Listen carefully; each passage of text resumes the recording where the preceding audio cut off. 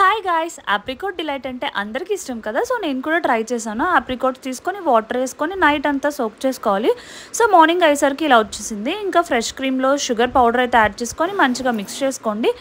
ఈ ఆప్రికాట్స్ని ఒక ప్యాన్లో వేసుకొని షుగర్ వేసుకొని 15 to 20 minutes కుక్ చేసుకోవాలి. అవి బాగా సాఫ్ట్ అయినంత వరకు. అది చల్లగా అయిన తర్వాత మిక్సీ జార్లో వేసుకొని మిక్సీ పట్టుకోండి. కొంచెం మిల్క్ తీసుకొని అందులో కస్టర్డ్ పౌడర్ యాడ్ చేసుకొని నార్మల్ మిల్క్లో వేసుకోండి. థిక్కెన్ అవ్వకముందే స్టవ్ ఆఫ్ చేసి షుగర్ వేసుకొని మంచిగా మిక్స్ చేసుకోండి. స్పాంజ్ కేక్ని మధ్యలో కట్ చేసుకొని ఇంకా కస్టర్డ్ మిల్క్లో వెనిలా ఎసెన్స్ కూడా యాడ్ చేసుకొని మంచిగా కలుపుకోండి. ఒక బౌల్ తీసుకొని ఆప్రికాట్ని అందులో స్ప్రెడ్ చేసుకొని ఇంకా స్పాంజ్ కేక్ వేసుకొని ఫ్రెష్ క్రీమ్ దాని మీద అప్లై చేసి కస్టర్డ్ మిల్క్ కూడా యాడ్ చేసుకోండి. మళ్ళీ పైన ఆప్రికాట్ స్ప్రెడ్ చేసుకొని ఫ్రెష్ క్రీమ్ యాడ్ చేసుకొని లాస్ట్లో మొత్తం కస్టర్డ్ మిల్క్ అంతా యాడ్ చేసుకొని ఉన్న డ్రై ఫ్రూట్స్తో గార్నిష్ చేసుకొని ఒక 1 hour బయట పెట్టి ఫ్రీజ్ చేసుకొని తింటే సూపర్ అనమాట. ఒక 3 hours ఫ్రీజ్ అయితే చాలు. సో వీడియో నచ్చినట్లయితే like and subscribe. Bye until next vlog.